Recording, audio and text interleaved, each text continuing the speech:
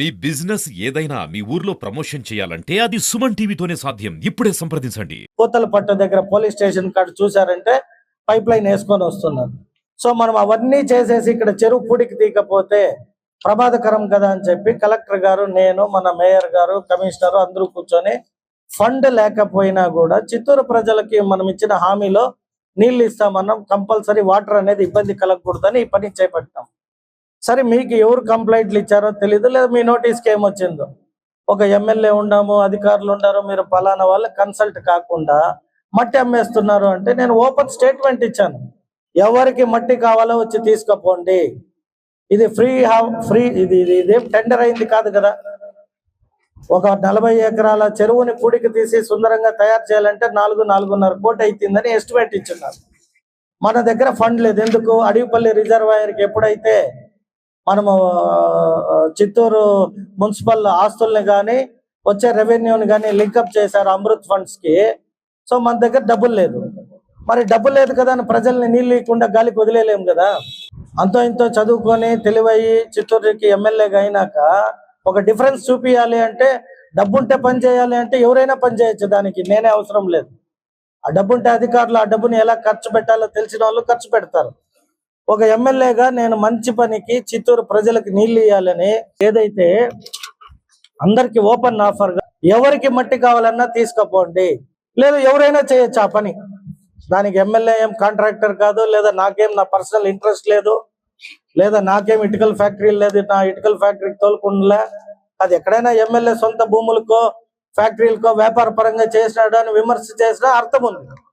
Public ఎవరో ఎత్తుకోపోతా ఉంటే కూడా అమ్ముకుంటా ఉంటారు. మేబీ ఒక టిప్పర్ ఓనరు నువ్వు మట్టి కావాలంటే ఫ్రీగా తెచ్చి నీ ఇంటికాడ తోలడు కదా. వాడు వెహికల్కి డీజిల్ పోవాలి, డ్రైవర్కి జీతం ఇవ్వాలి, ఆ ఇటాచ్ వాడికి డబ్బులు ఇవ్వాలి. కాబట్టి వాడు 1000-2000కి ఎత్తుకోపోయి అమ్ముతాడు. లేదా నేనేమనుకున్నానంటే పత్రికా ఓనర్లకి లేదా మా చిత్తూరు నియోజకవర్గంలో అపోజిషన్ నాయకుడికి విపరీతమైన ధనం ఉంది అని తెలుసు. పబ్లిక్ నాకు కాదు, నేను కొత్త కాబట్టి ఇంకా కొంచెమే తెలుసు. యాజమాన్యము ప్లస్ మా చిత్తూరు నియోజక నాయకుడికి అప్పచెప్దామని ఉండం. ఎందుకంటే వాళ్ళు చెప్పారు 50 లోడ్లు అమ్ముకుంటా 50,000 లోడ్లు అమ్మేసి ఉండారు అని. అంటే క్యాలిక్యులేషన్ తెలియక రాజకీయ పరమైన మాటలు మాట్లాడితే ఇప్పుడు రాజకీయం ఏం లేదు, ఎలక్షన్ ఏం లేదు. నిజంగా కూడా 50,000 లోడ్లు ఎత్తాలంటే ఎన్ని రోజులు కావాలి? ఒక ఇటాచ్, 2 జేసీబీలు, ఒక 4 ట్రిప్పర్లు ఒక రోజుకి ఎంత మట్టి ఎత్తుతుందో వారికి బాగా తెలుసు. ఎందుకంటే గత ప్రభుత్వంలో అన్ని క్వారీలు, అన్ని గ్రావెల్ కొండలన్నీ కొట్టి అమ్మినారు కాబట్టి నాకంటే వారికి బాగా లెక్కలు తెలుసు. వాళ్ళు ఆ ఉద్దేశంతో ఏమైనా చెప్పున్నారో నాకు తెల్లే. నాకైతే ఎక్కడ క్వారీలు లేవు, క్రషర్లు లేవు. ఏ రోడ్డు వర్కర్ రోడ్ వేసేవాడిని బెదిరించి నేనే గ్రావెల్ తోలుతాలని తోలలే. కాబట్టి నాకు అంతో ఇంతో ఈ ట్రాన్స్పోర్ట్ గురించి కొంచెం వీక్. వారు ఏదో ట్రాన్స్పోర్ట్లో ఉన్నారని ప్రజలు చెప్తుంటారు, నేను పలానా స్టేజ్ నుండి ఈ స్టేజ్కి వచ్చినాను అని. కాబట్టి వారికి అన్ని అనుభవం ఉంటుంది.